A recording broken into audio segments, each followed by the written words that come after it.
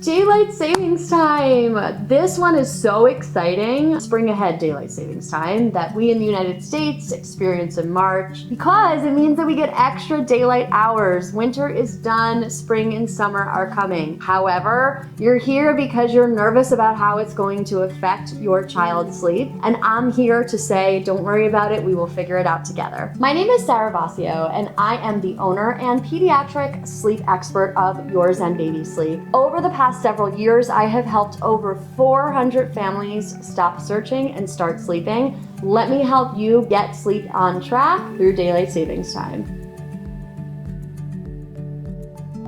We're talking specifically today about the daylight savings time that happens around March where we spring ahead. So this means that on that Sunday, when you wake up in the morning, your clock is going to say 7 o'clock in the morning, but your body actually will say it is 6 a.m. In pre-kid life, before you became a parent, this meant that you actually lost an hour of sleep. However, we get to reframe this in our minds as parents now, and we can say that you've technically gained an hour because your 6 a.m. riser is now waking up at 7 a.m. And isn't that beautiful? If you are a parent who likes to prepare for things ahead of time because your child might be a little sensitive to schedule changes, what I'd like you to do about 4 or 5 days before the time change is to start shifting their nap backwards by about 15 minutes. So if the nap is normally starting at 9 o'clock, let's say, I want you on Wednesday to start the nap at 8:45, Thursday at 8:30, Friday at 8:15, Saturday at 8 a.m. Because then by Sunday, that 8 a.m. actually is going to be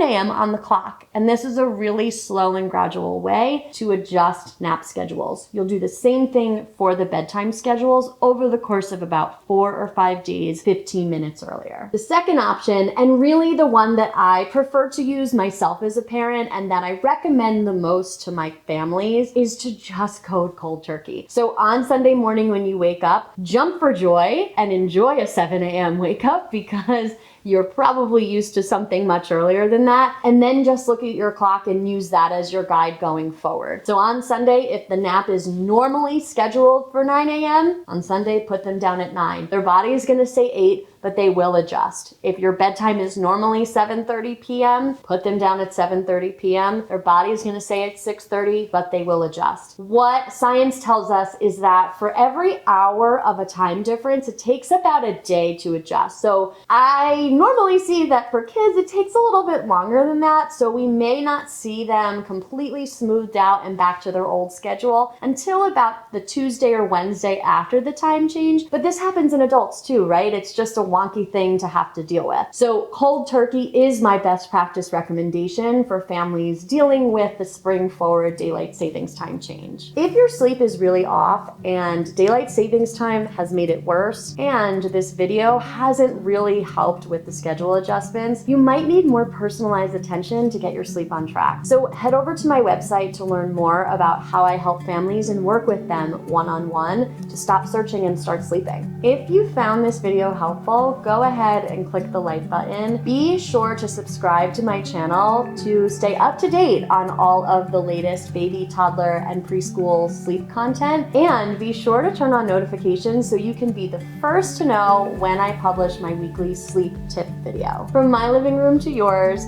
thank you so much for watching, and I'll see you next time.